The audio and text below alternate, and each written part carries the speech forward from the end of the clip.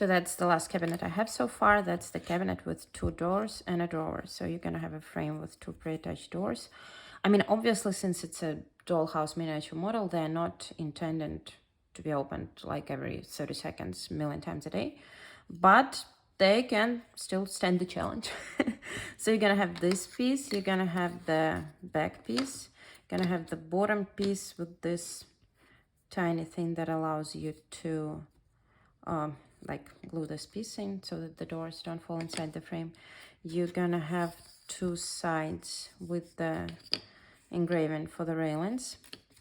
You're gonna have the base piece that you're gonna glue to the bottom piece. There's only one position in which they can be aligned perfectly, so if you plan to glue them and it looks like that, just turn them. They are the same size, so they should align perfectly.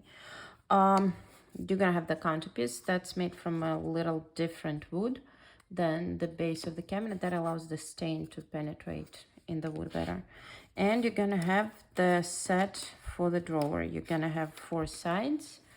You're gonna have the front of the drawer, the molding, the bottom of the drawer, and actually several doorknobs that I just didn't put while recording this tutorial. So I prefer to start by gluing this bottom piece to the base. I use Gorilla Wood Glue, and I use the cheapest possible clamps that are called baby sharks. They are really like fragile and simple, but they sort of do the trick. So that's actually the cabinet where you can do something while everything dries. So while this bottom piece is dry, you can attach the railings to those like engraved lines. Those railings are gonna hold the drawer. So that's what you're gonna get. And while that dries, we can start assembling the drawer. So you're gonna need 4 pieces like that, and you're gonna have to assemble the square looking structure like that. Like you're gonna glue the pieces together like that, and you're gonna end up having the drawer. So you're gonna have a structure like that, and after that you're gonna have to glue the bottom piece of the cabinet to the sides. Again, there is only one position in which you can glue it, like one right position. I mean, obviously you can try to glue it any way you want, but there's only one position you can actually glue it. After you glue it, you're gonna have the structure like that.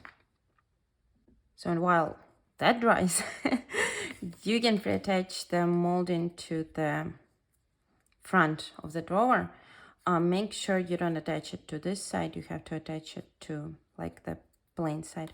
Also, all wood cut pieces, they're gonna have those tiny things on one of the sides, so you can glue nice side up. So if you want to sort of make sure that everything aligns perfectly, you can, so you put this frame inside the cabinet. You're also gonna have this piece that you can slide inside the drawer. That's going to allow you to position the doorknob right in the middle of the drawer.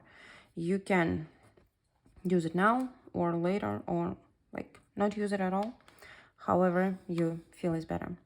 So while that dries, you can assemble the structure of the cabinet, which is pretty simple actually. So you're gonna put the back piece in the back and you're gonna put the side pieces in the sides, on the sides, and glue all that together. That's the frame you're gonna get. Yeah, like that. Yeah, so you just glue all those pieces together, and you're gonna have the frame like that. You're gonna end up having the frame like that. Also, at that point, you can attach this tiny piece to the opening in the bottom piece. Like just glue it. And so while the drawer dries, you can attach the front of the cabinet to like the to the like body of the cabinet. Make sure you align this top piece with the top piece of the cabinet so that after that the countertop can sort of lay evenly on the cabinet. So yeah, one more way to make sure the drawer is positioned correctly and like the front of the drawer is positioned correctly, because no matter how many times I assemble it, something always doesn't quite fit despite the identical dimensions and everything. So you can slide the drawer in first and then sort of pre-attach the front to this drawer. Just when you do it, make sure that the drawer is in the middle of the frame so that you can actually pull it out after you're done. So after that, you slide the drawer inside and oh my god, and you're done.